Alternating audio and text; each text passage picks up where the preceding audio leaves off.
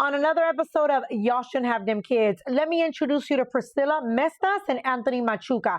And before I go into the details of this horrific case, Priscilla here was actually a child and family services case manager for a local organization before her arrest. Now, according to reports, this all transpired because on January 31st of this year, a young girl refused to return to the couple's home, telling Stanislaus County Sheriff's deputies that her aunt, Priscilla here, was physically abusing her.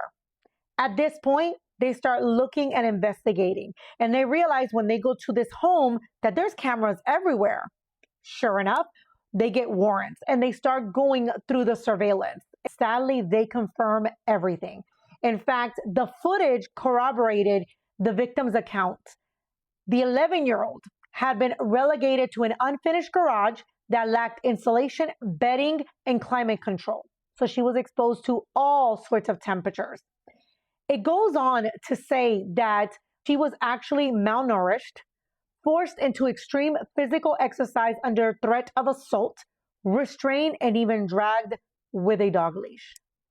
Now, Machuca, Anthony here, he was taken into custody in January when all this began.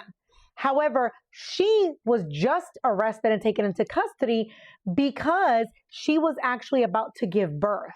So following the birth of her child, she was booked into the jail, and then her newborn was placed into protective custody alongside a 4-year-old who was also living inside the home. Now, the California couple actually faces dozens of felony charges, especially when police did confirm that the 11-year-old was living in an unheated garage and the backyard.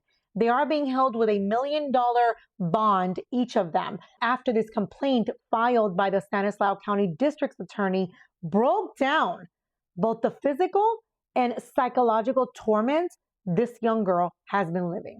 As this case continues to progress, I will keep you guys updated. Talk to you soon.